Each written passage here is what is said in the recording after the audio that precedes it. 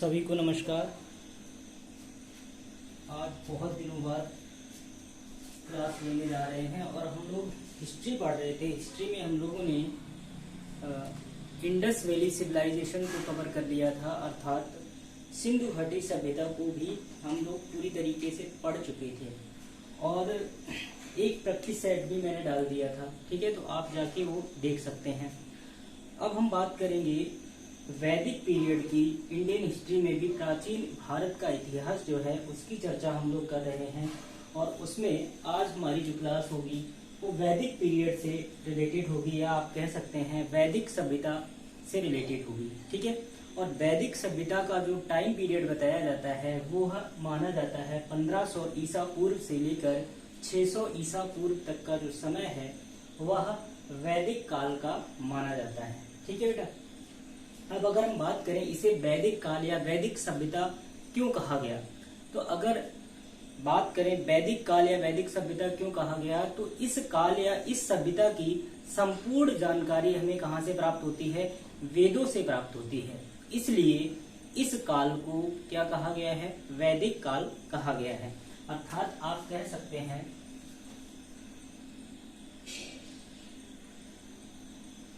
इस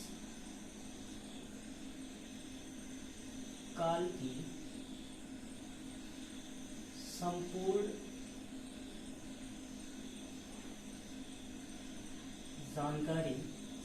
जानकारी का स्रोत क्या है? तो आप ये कहेंगे कि संपूर्ण जानकारी हमें किससे प्राप्त होती है? वेदों से प्राप्त होती है। इसीलिए इसे बेटा क्या कहा गया है? इसीलिए इसे वैदिक काल कहा गया है या वैदिक सभ्यता कहा गया है। और ऐसा माना जाता है कि इसी काल में वेदों का संकलन किया गया था। ठीक है, ऐसा माना जाता है इसी काल में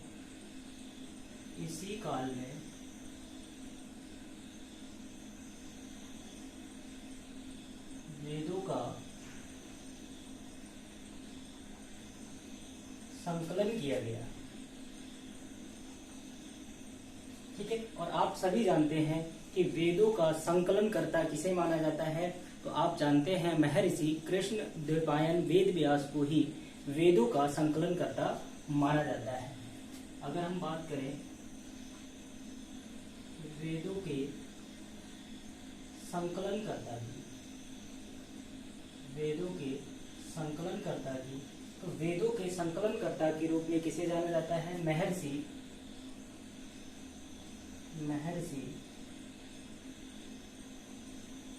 कृष्ण द्वैपायन वेद व्यास। महर्षि कृष्ण द्वैपायन वेद व्यास को ही वेदों का संकलन करता माना जाता है।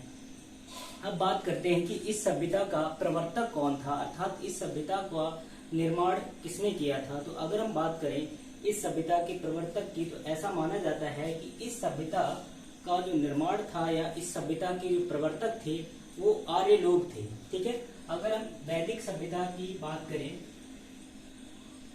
तो आप कहेंगे वैदिक सभ्यता का प्रवर्तक किसे माना जाता है? तो आप यह कहेंगे कि वैदिक सभ्यता का प्रवर्तक आर्यों को माना जाता है। ठीक है, आर्यंस को ही वैदिक सिविलाइजेशन का क्या माना जाता है? प्रवर्तक माना जाता है, जनक माना जाता है। अब बात यह करेंगे कि जब आर्यों ने इसका क्या किया? निर्माण किया। इस सभ्यता को किसने बसाया? आर्यों ने बसाया। इसीलिए इस सभ्यता को कभी कभी बेटा आर्यन सभ्यता भी कहा जाता है। आर्य सभ्यता या आर्यन सभ्यता भी कहा जाता है। इसी कारण इसे क्या कहा जाता है? आर्यन सभ्यता या आर्य सभ्यता भी कहा जाता है। तो जैसे कि आपने देखा कि वैदिक काल या वैदिक सभ्यता जिसका टाइम पीरियड 1500 से लेकर 600 ईसा पूर्व तक माना जाता है। ठीक है, चूंकि इसके प्रवर्तक कौन थे? प्रवर्तक आर्य लोग थे। इस कारण इस सभ्यता का दूसरा नाम क्या पड़ गया? आर्यन सभ्यता पड़ गया। क्या पड़ गया बेटा? आर्यन सभ्यता। अब बात करेंगे कि आर्य कौन थे, आर्य कहाँ से आए थे। ठीक है, तो इन सब की चर्चा करने से पहले सबसे पहले हम आर्य शब्द के बारे में जानने का प्रयास करते हैं।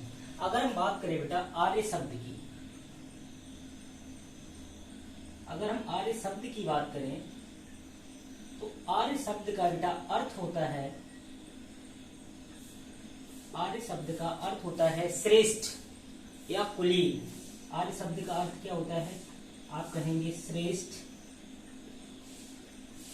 कुलीन, या फिर आप कह सकते हैं उत्तम व्यक्ति, उत्तम व्यक्ति, अभिजात्य,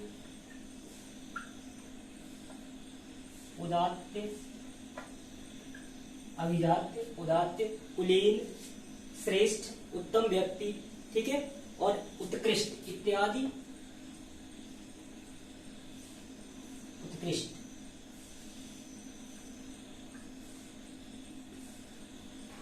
तो अगर हम आर्य की बात करें तो आर्य का शाब्दिक अर्थ ही क्या कहलाया, आर्य का शाब्दिक अर्थ होता है श्रेष्ठ, अर्थात कुलीन, अभिजात्य, उत्तम व्यक्ति, ठीक है। तो आर्य शब्द की अगर हम बात करें, अगर हम आर्य शब्द की बात करें तो ऋग्वेद में आर्य शब्द का उल्लेख बेटा 36 बार किया गया है। अगर हम बात करें आर्य शब्द की, ठीक है, तो आर्य शब्द का उल्लेख किसमें बेटा, ऋग्वेद में, ऋग्वेद में आर्य शब्द का उल्लेख, अगर हम आर्य शब्द की बात करें तो आर्य शब्द का उल्लेख बेटा कितनी बार आया है, 36 बार इसका उल्लेख हमें मिलता है। अगर हम आर्य शब्द की बात करें तो ऋग्वेद में आर्य शब्द का उल्लेख कितनी बार आया है, 36 बार आया है। लेकिन जो हमारी बुक्स हैं, जो किताबें हैं, इन किताबों के आधार पर अगर हम बात करें, और मुख्यतः किसके आधार पर बात करें बेटा, एनसीईआरटी के आधार पर बात करें। अगर हम बुक्स की बात करें बेटा, किसकी बात करें, बुक्स की, और बुक्स में भी एनसीईआरटी की बात करें तो एनसीईआरटी की किताबों में बेटा यह बताया गया है कि आर्य शब्द का प्रयोग कितनी बार आया है, 33 बार आया है। आर्य शब्द का, आर्य शब्द का प्रयोग कितनी बार आया है, 33 टाइम्स आया है। अब प्रॉब्लम ये आती है कि एग्जामिनेशन में अगर क्वेश्चन पूछा जाता है तो फिर आप कैसे इसको टिक करेंगे। तो सीधी सी बात है, अगर ऑप्शन में 36 दिया गया है तो आप 36 टिक करिएगा, 33 दिया गया है तो आप 33 टिक करिएगा। लेकिन कभी संभावना ऐसी है कि दोनों ही एक साथ आ जाएं, तो बेटा आप बुक्स को प्राथमिकता देंगे, अर्थात तब आपका आंसर क्या होगा, 33 बार। तब आप आंसर क्या करेंगे, 33 बार, ठीक है। तो आर्य शब्द का अगर हम देखें ऋग्वेद में कितनी बार उल्लेख आया है, अगर ऋग्वेद की बात करेंगे तो यह 36 बार मिलता है, जबकि बुक्स हमारी कितनी बार उल्लेख करती हैं, 33 बार। तो हमें एग्जामिनेशन में किसके अकॉर्डिंग जाना चाहिए, बुक्स के अकॉर्डिंग जाएंगे, और आपका आंसर क्या बनेगा, 33 बार, ठीक है बेटा। आगे बढ़ते हैं। अगर हम वैदिक सभ्यता की बात करें तो वैदिक सभ्यता जो है आर्य द्वारा बसाई गई थी, और आर्य कौन थे इसकी जानकारी कहाँ से मिलेगी उसकी चर्चा करेंगे। लेकिन इससे पहले वैदिक सभ्यता के बारे में यह माना जाता है कि यह सभ्यता जो है वह भारत की प्रथम ग्रामीण सभ्यता के रूप में जानी जाती है। अर्थात इसी को बेटा क्या कहा जाता है, वैदिक सभ्यता को ही, वैदिक सभ्यता को भारत की प्रथम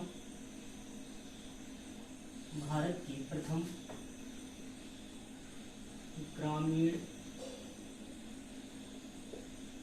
सभ्यता माना जाता है, ठीक है बेटा। तो वैदिक सभ्यता को ही क्या माना जाता है, भारत की प्रथम ग्रामीण सभ्यता माना जाता है, ठीक है। तो यह बात किसकी थी, यह बात थी हमारे वैदिक काल की और वैदिक सभ्यता की। अब हम बात करेंगे इस सभ्यता के जो प्रवर्तक थे आर्य, आर्यों की बात करेंगे, ठीक है। किसकी बात करेंगे, आर्यों की बात करेंगे।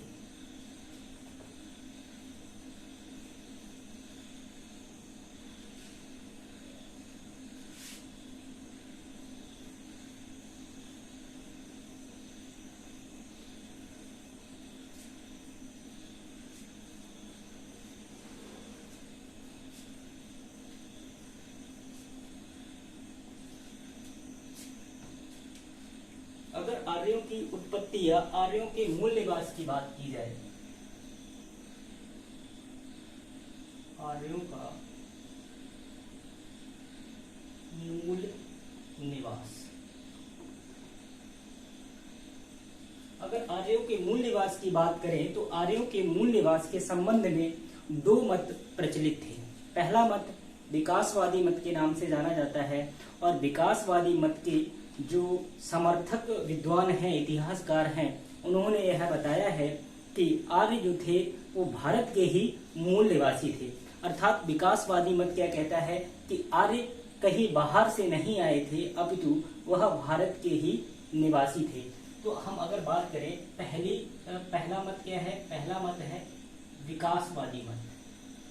कौन सा मत है बेटा? विकासवादी मत।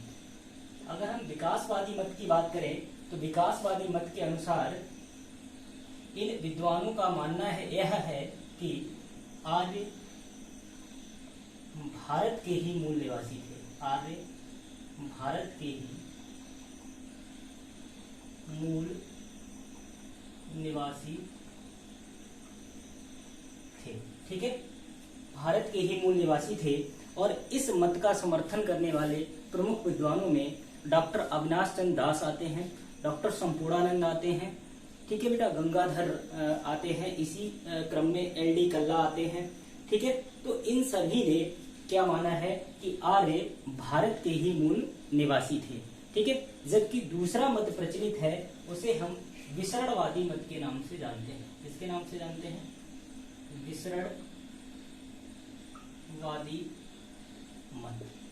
विसरणवादी मत के अनुसार इस मत के समर्थक विद्वानों का कहना है कि आर्य जो थे वो भारत के मूल निवासी नहीं थे, अपितु बाहर से ही भारत में आए थे। ठीक है, तो इस मत के अनुसार क्या माना जाता है? आर्य भारत के मूल निवासी नहीं थे। ठीक है, तो विसरणवादी मत क्या कहता है? विसरणवादी मत यह कहता है कि आर्य बाहर से कहीं आए और आने के पश्चात भारत में बस गए, और बसने के पश्चात इन्होंने ही आर्यन सभ्यता, जिसे वैदिक सभ्यता के नाम से जाना जाता है, ठीक है, वैदिक सभ्यता का यहाँ पे क्या किया? विकास किया। भारत में आकर ही इन्होंने क्या किया? वैदिक सभ्यता का विकास किया। ठीक है, तो अब यही बात होगी कि भिन्न भिन्न विद्वानों ने अपनी राय जो दी है उसके अनुसार यह बताया है कि आर्य भारत के मूल निवासी थे। कुछ विद्वान कहते हैं भारत के मूल निवासी नहीं थे, अपितु बाहर से कहीं आए थे। तो अब हम देखते हैं कि कौन कौन से प्रमुख विद्वानों ने क्या क्या कहा है आर्यों के मूल निवास के बारे में। ठीक है, तो एक तरफ हम लिखेंगे विद्वान, एक तरफ लिखेंगे विद्वान, ठीक है, और दूसरी तरफ लिखेंगे आर्यों का मूल निवास इन्होंने क्या बताया है। आर्यों का मूल निवास, ठीक है, यानी विभिन्न विद्वानों के अनुसार आर्यों का मूल निवास क्या बताया गया। तो इस क्रम में सबसे पहले हम बात करेंगे बाल गंगाधर तिलक की। किसकी बात करेंगे? बाल गंगाधर तिलक की बात करेंगे। बाल Gangadhar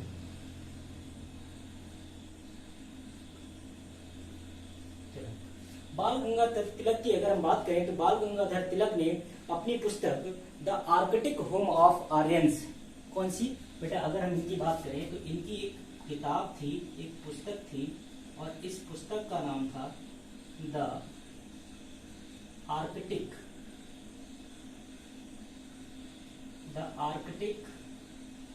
home of Aryans. The Arctic home of Aryans में बाल गंगाधर तिलक ने आर्यों को बेटा क्या बताया? आर्कटिक क्षेत्र का मूल निवासी बताया था। कहाँ का मूल निवासी बताया था? तो आप यह कह सकते हैं आर्कटिक क्षेत्र, अर्थात आर्कटिक क्षेत्र कहाँ पड़ता है? उत्तरी ध्रुव। तो उत्तरी ध्रुव का ही मूल निवासी बताया, या यहाँ पर हम लिखेंगे आर्कटिक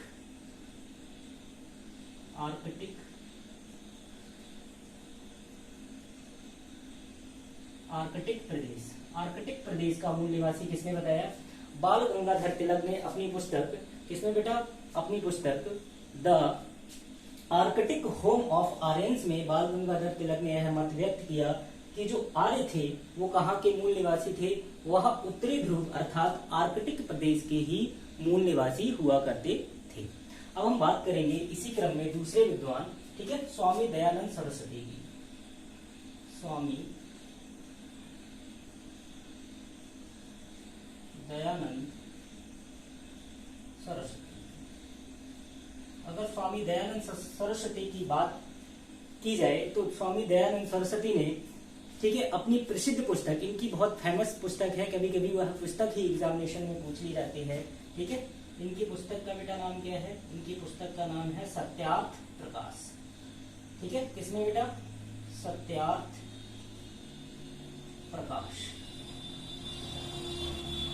अपनी पुस्तक सत्यार्थ प्रकाश में, और इनकी एक और पुस्तक थी जिसका नाम था बेटा इंडियन हिस्टोरिकल ट्रेडिशन। क्या नाम था? दूसरी पुस्तक का नाम था Indian historical tradition. Indian historical tradition. Swami Dayanand Saraswati की दो पुस्तकें थी, ध्यान रखिएगा, सत्यार्थ प्रकाश और इंडियन हिस्टोरिकल ट्रेडिशन में स्वामी दयानंद सरस्वती ने आर्यों का मूल निवास बेटा कहाँ बताया है? तिब्बत को बताया है, ठीक है। आर्यों का मूल निवास इनके अनुसार कहाँ माना गया है? इनके अनुसार आर्यों का मूल निवास बेटा माना गया है तिब्बत क्षेत्र में। कहाँ माना गया है? तिब्बत क्षेत्र में। अब अगर हम बात करें बेटा डॉक्टर अविनाश चंद्र दास की, ठीक है, किसकी बात करें? डॉक्टर अविनाश चंद्र दास। डॉक्टर अविनाश चंद्र दास। डॉक्टर अविनाश चंद्र दास की अगर हम बात करें तो डॉक्टर अविनाश चंद्र दास ने अपनी पुस्तक, इनकी पुस्तक का नाम क्या था बेटा? अविनाश चंद्र दास की पुस्तक थी ऋग्वैदिक इंडिया। क्या नाम था बेटा? ऋग्वैदिक इंडिया। ऋग्वैदिक इंडिया में इन्होंने आर्यों को सप्त सैंधव प्रदेश का मूल निवासी बताया है, ठीक है, इंपॉर्टेंट है, याद रखेंगे। सप्त सैंधव प्रदेश, सप्त सैंधव प्रदेश का ही मूल निवासी बताया है। और मैंने आपको बताया था कि डॉक्टर अविनाश चंद्र दास जो हैं वो विकासवादी मत का समर्थन करते हैं, अर्थात इन्होंने यह माना है कि आर्यों का मूल स्थान भारत में था। और भारत में कहाँ? तो भारत में इन्होंने बताया बेटा सप्त सैंधव प्रदेश, 7 नदियों का जो प्रदेश है, जो वर्तमान पंजाब वगैरह आता है, पाकिस्तान और अफगानिस्तान का क्षेत्र हुआ करता था, ठीक है, वहीं से आर्य, ऐसा माना जाता है कि वहीं से आर्य आए और वहीं पर उन्होंने क्या किया? अपना सभ्यता का विकास किया। तो अविनाश चंद्र दास के अनुसार इन्होंने क्या बताया कि जो आर्य थे वो भारत के मूल निवासी थे। और भारत में कहाँ के मूल निवासी थे? तो इन्होंने बताया यह सप्त सैंधव प्रदेश के मूल निवासी हुआ करते थे, ठीक है। और अगर हम बात करें सबसे प्रसिद्ध मत की, जो सबसे ज्यादा मान्यता प्राप्त है, वह मत है इतिहासकार मैक्स मूलर का। किसका बेटा? इतिहासकार मैक्स मूलर का। अगर हम बात करें मैक्स मूलर का, और इसी को इम्पोर्टेंट देंगे आप, ठीक है, इसीलिए मैंने स्टार बना दिया, इतिहासकार मैक्स मूलर का। इतिहासकार मैक्स मूलर का। मैक्स मूलर की एक किताब थी बेटा, इसकी एक पुस्तक थी, बुक थी, उसका नाम था lectures on the science of languages. Lectures on the science of lectures on the science of languages, on the science of languages। Max Muller ने अपनी प्रसिद्ध पुस्तक lectures on the science of languages में ही यह बताया कि जो आर्य थे वो मध्य एशिया से भारत में आए थे। अर्थात मैक्स मूलर के अनुसार आर्यों का मूल निवास स्थान कहाँ था? तो आप यह कहेंगे आर्यों का मूल निवास स्थान था मध्य एशिया। अर्थात यह लोग कहाँ के मूल निवासी थे? तो आप कहेंगे सेंट्रल एशिया के मूल निवासी थे और मैक्स मूलर का मत ही सर्वाधिक प्रचलित है। अगर साधारण आपसे पूछ लिया जाए एग्जामिनेशन में कि आर्यों का मूल निवास क्या था, तो इसकी हम बात करेंगे। मैक्स मूलर का जो कथन है वही प्रमुख रूप से मान्यता प्राप्त है। ठीक है, तो अगर आपसे कहा जाए आर्यों का मूल निवास स्थान क्या था, तो आप कहेंगे सेंट्रल एशिया या मध्य एशिया। ठीक है, यह किसने बताया था? मैक्स मूलर ने बताया था। और मैक्स मूलर ने अपनी प्रसिद्ध पुस्तक lectures on the science of languages में इसकी चर्चा भी की है। ठीक है, आगे बढ़ेंगे बेटा। गंगानाथ झा की अगर हम बात करें, ठीक है, इसकी बात करेंगे। अगले विद्वान कौन हुए? गंगानाथ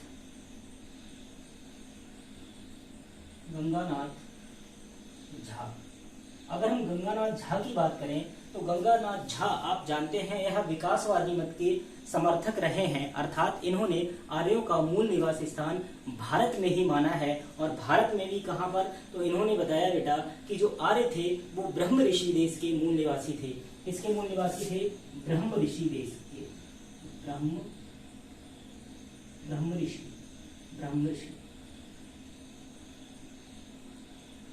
और ब्रह्म ऋषि देश किसे कहा जाता था? प्राचीन काल में बेटा जो गंगा यमुना का दोआब क्षेत्र है उसी क्षेत्र को किस नाम से जाना जाता था?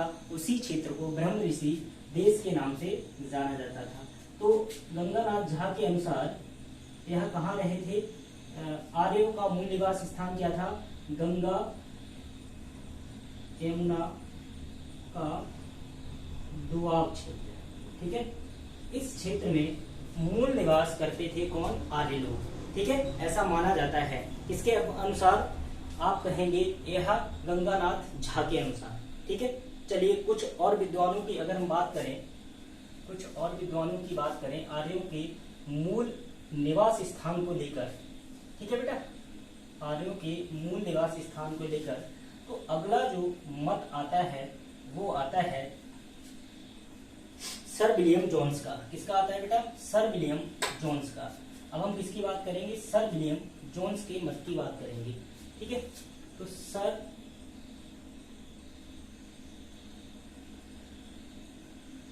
विलियम जोन्स की अगर हम बात करें तो सर विलियम जोन्स ने यह बताया था कि आर्य जो थे वो बेटा कहां से आए थे?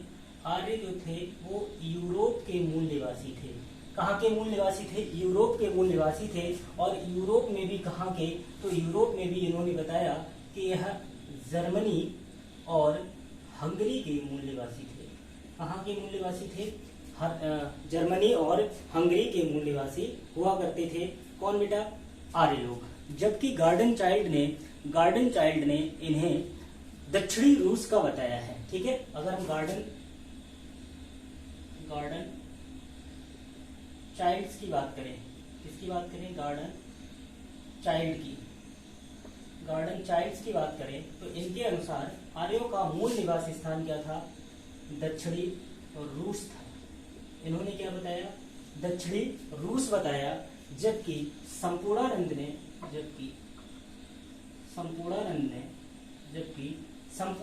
क्या बताया बेटा? संपूर्णानंद ने यह बताया कि जो आर्य थे वो बेटा कहाँ रहते थे? आल्प्स जो पर्वत है, ठीक है, आल्प्स पर्वत के मूल निवासी हुआ करते थे। तो इतनी चीज आपको समझ में आई होगी। आर्यों का मूल निवास स्थान के बारे में विद्वान एक मत नहीं है, इतिहासकारों में मतभेद है, जिनमें सबसे मान्यता प्राप्त मत किसका है? तो आप यह कहेंगे सबसे मान्यता प्राप्त मत है मैक्स मूलर का। तो मैक्स मूलर के अनुसार आर्य कहाँ के निवासी थे? तो आप यह कहेंगे आर्य मध्य एशिया के निवासी थे। सेंट्रल एशिया से ही वह भारत में आए थे। ठीक है बेटा, तो यह चीज आपको ध्यान में रखनी है। अगर साधारणता कोई विद्वान नहीं दिया है और डायरेक्ट आपसे एग्जामिनेशन पूछता है कि आर्यों का मूल निवास स्थान क्या था, तो आप क्या आंसर करेंगे? तो आप आंसर करेंगे अकॉर्डिंग टू मैक्स मूलर, और वो आंसर क्या होगा? मध्य एशिया होगा। ठीक है, आर्यों का मूल निवास क्या था? मध्य एशिया था। इतनी चीज समझ में आई या नहीं आई? ठीक है, चलिए आगे बढ़ते हैं। अब हम बात करेंगे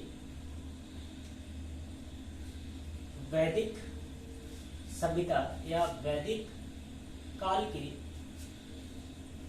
स्रोतों की। ठीक है, बात समझ में आई नहीं है? अब हम वैदिक काल के स्रोतों की चर्चा करेंगे।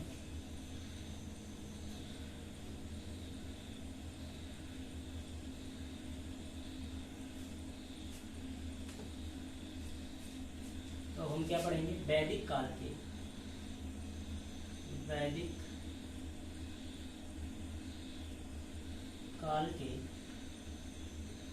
स्रोत। एक मिनट वेट करिए बेटा, इंक लगा ले, मार्कर चेंज करते हैं, एक मिनट।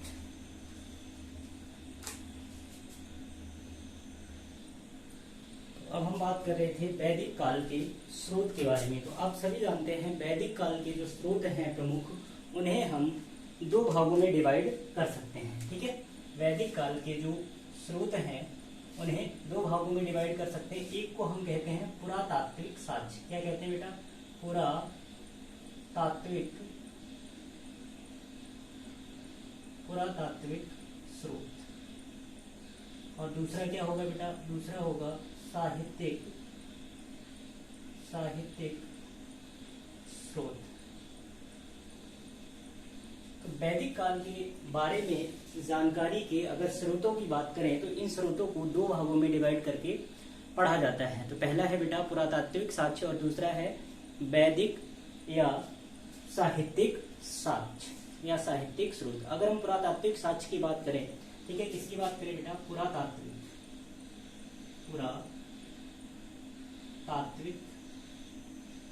स्रोतों की अगर हम बात करें, पुरातात्विक स्रोत में दो चीजें महत्वपूर्ण आती हैं। पहला है बेटा बोगाचकोई का अभिलेख। ठीक है, कौन सा, बोगाचकोई का अभिलेख। बोगाचकोई का अभिलेख। बोगाचकोई के अगर अभिलेख की बात करें तो इसकी तिथि लगभग 1400 ईसा पूर्व की मानी जाती है। इसकी तिथि कितनी मानी जाती है, 1400 ईसा पूर्व की मानी जाती है। ठीक है, इसका बेटा एक और नाम है, इसे मितवन्नी अभिलेख भी कहा जाता है।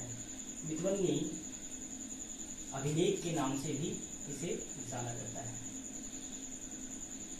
ठीक है, मितवन्नी अभिलेख के नाम से जाना जाता है। और इसी को बेटा एशिया माइनर भी कहा जाता है। क्या कहा जाता है, एशिया माइनर भी कहा जाता है। इसी को क्या कहा जाता है, एशिया माइनर। ठीक है, और यह हमें कहां से प्राप्त हुआ है, तो आप यह कहेंगे बोगाचकोई का जो अभिलेख हमें प्राप्त हुआ है वो एशिया माइनर अर्थात ईरान से प्राप्त हुआ है। कहां से प्राप्त हुआ है, ईरान से प्राप्त हुआ है। अब यह किस तरीके से हमें वैदिक साहित्य के बारे में बताता है या वैदिक साहित्य की जानकारी देता है। तो यह अभिलेख जो है बेटा, उस समय एशिया माइनर या ईरान में दो कबीले हुआ करते थे। एक कबीले का नाम था, ठीक है बेटा, हित्ती, और दूसरे का नाम था मितन्नी। ठीक है, दो कबीले हुआ करते थे। कौन कौन से दो कबीले बताए हमने आपको, दो कबीले हुआ करते थे। ठीक है, एक था हित्ती और दूसरा था मितन्नी। हित्ती और मितन्नी नामक जो दो कबीले थे, इन दोनों कबीलों में क्या होता रहता था, युद्ध होता रहता था, लड़ाई झगड़ा होता रहता था। ठीक है, तो इन दोनों में ही जब शांति समझौता हुआ, उसी शांति समझौते के रूप में इस बोगाचकोई अभिलेख का निर्माण करवाया गया 1400 ईसा पूर्व के लगभग। ठीक है, बात समझ में आई नहीं। इनमें क्या होता था, इनमें होता था युद्ध। हित्ती नरेश, ठीक है, और मितन्नी जो इनके जो राजा हुआ करते थे, इनमें आपस में क्या हुआ करता था, संघर्ष होता रहता था, लड़ाई झगड़ा होता रहता था। ठीक है, तो हुआ क्या, इनके मध्य क्या हुआ बेटा, एक शांति समझौता हुआ। इन्हीं के मध्य एक शांति समझौता हुआ और इसी शांति समझौते के तहत क्या कहा गया, बोगाचकोई के अभिलेख का निर्माण किया गया और साक्षी के रूप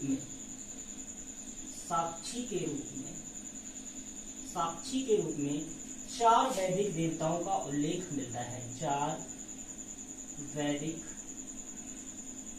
देवता, कौन कौन से 4 वैदिक देवता थे।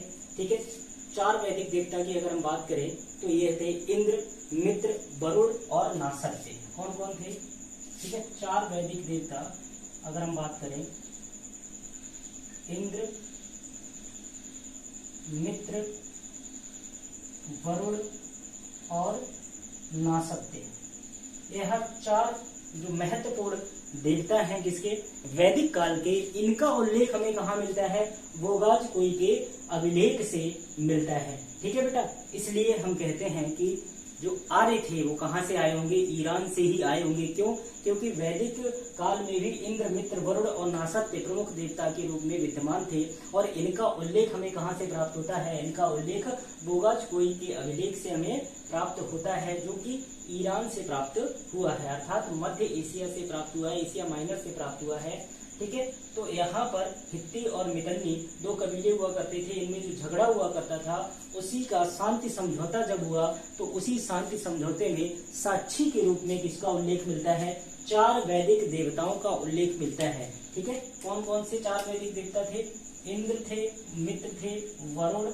और नासत्य, इन 4 देवताओं का उल्लेख हमें कहाँ से मिलता है, बोगाज-कोई के अभिलेख से मिलता है। अगर हम दूसरे पुरातात्विक साक्ष्य की बात करें, अगर हम दूसरे पुरातात्विक साक्ष्य की बात करें तो यह बेटा है कस्सी का अभिलेख। किसका अभिलेख, कस्सी का अभिलेख, और यह भी हमें कहाँ से प्राप्त हुआ है, ईरान से ही प्राप्त हुआ है, और यह लगभग 1600 ईसा पूर्व का माना जाता है। कस्सी का अभिलेख बेटा कितना पुराना है, अप्रोक्सीमेटली 1600 ईसा पूर्व का ही माना जाता है। और अगर हम कस्सी के अभिलेख की बात करें तो कस्सी के अभिलेख में साफ साफ उल्लेख किया गया है कि आर्य जो है वो ईरान से ही भारत आए थे। यानी कस्सी के अभिलेख में स्पष्ट उल्लेख क्या मिलता है, स्पष्ट उल्लेख यह मिलता है कि आर्य ईरान से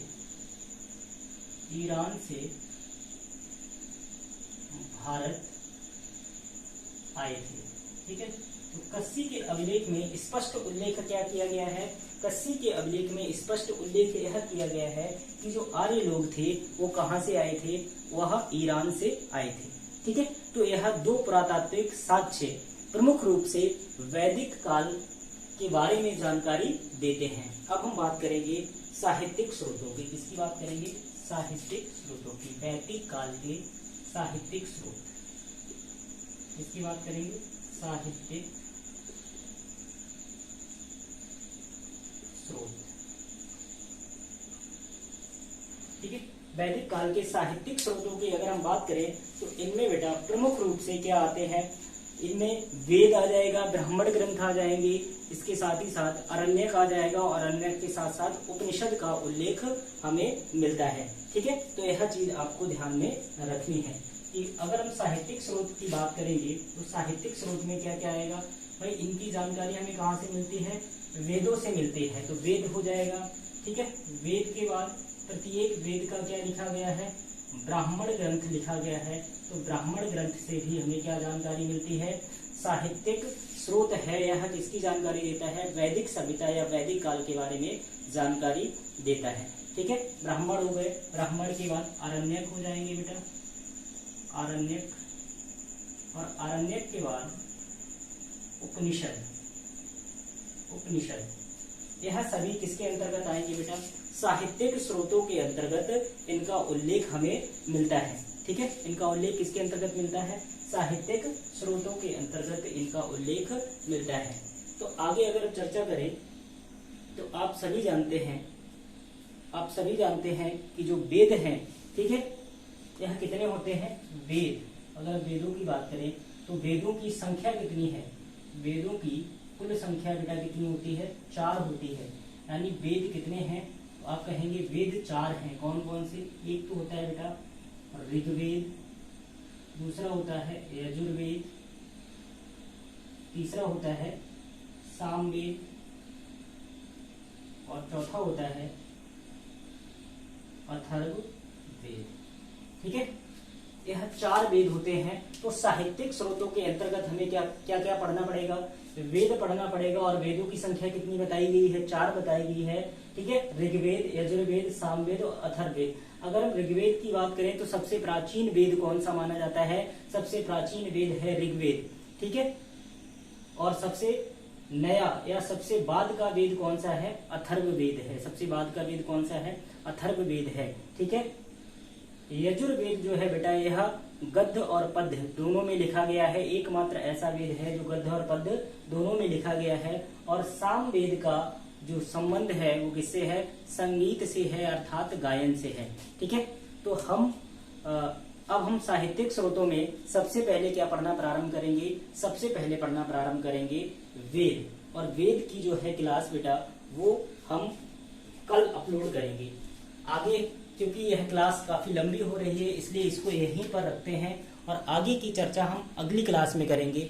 ठीक है बेटा, और वैदिक काल जो है, वैदिक पीरियड जो है, इसको बेटा पूरा आपका कंप्लीट करा दूंगा। जिस तरीके से सिंधु घाटी सभ्यता के बारे में मैंने आपको पूरी जानकारी दी, उसी तरीके से वैदिक पीरियड को भी पूरा कंप्लीट कराने की जिम्मेदारी मेरी है। ठीक है, तब तक आप लोग, अगर आप लोगों ने वैदिक सिंधु घाटी सभ्यता की वीडियोज नहीं देखे हैं तो चैनल के प्लेलिस्ट में जाएंगे, वहां पर आपको इंडियन हिस्ट्री का बटन मिलेगा, वहां पर इंडस वैली सिविलाइजेशन पूरे वीडियोज मिल जाएंगे और एक प्रैक्टिस सेट भी पड़ा है, तो आप वहां से जाकर वीडियोज को देख सकते हैं। ठीक है, थैंक यू।